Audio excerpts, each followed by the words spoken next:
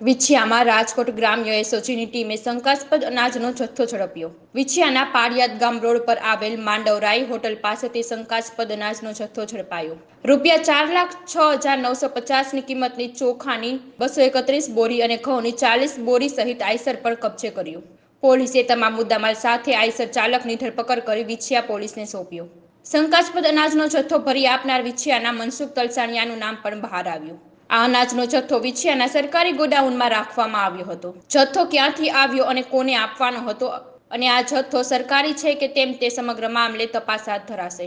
પ્રાથમિક પૂછપરછમાં આરોપી બાવળા અનાજનો જથ્થો પહોંચાડવા હોવાનું સામે આવ્યું। વિછિયા પોલીસે આ સમગ્ર મામલે વધુ તપાસ હાથ ધરી। 2024ના રોજ અમારા એસઓજી શાખાના સ્ટાફ વિછિયા પોસ્ટે પેટ્રોલિંગમાં હોય એ દરમિયાન એને હકીકત મળેલી કે ભાઈ વિછિયા પાળિયાદ રોડ માંડવરાયજી હોટલ છે ત્યાં કંઈક ગેરકાયદેસર કંઈ પસાર થવાનું હોય એ પ્રથમ હકીકત મળેલી।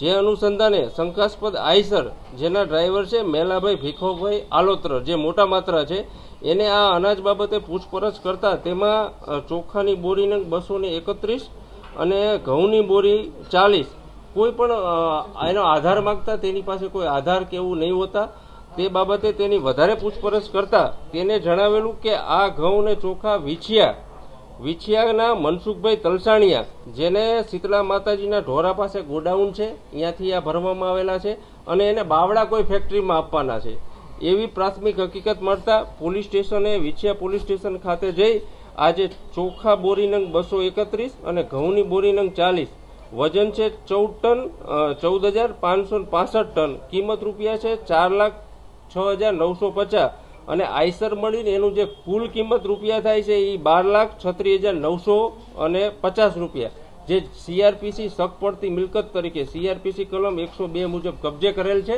આ હજી કેને દેવા જતા હતા બાવળા કઈ ફેક્ટરી છે એની હાલે તપાસ ચાલુ ના હજી તો એ તપાસ ચાલે છે કે આ ક્યાંથી જથ્થો લીધો ક્યાં ગોડાઉનમાં છે અને કઈ વસ્તુમાં પહોંચાડે છે એની તપાસ ચાલે છે હજી હવેથી હા એને જાણ કરી હતી। જ્યારે પણ આવું શંકાસ્પદ મળ્યું ત્યારે અમારા એસઓજીના તમામ સ્ટાફે લેખિત જાણ કરેલી।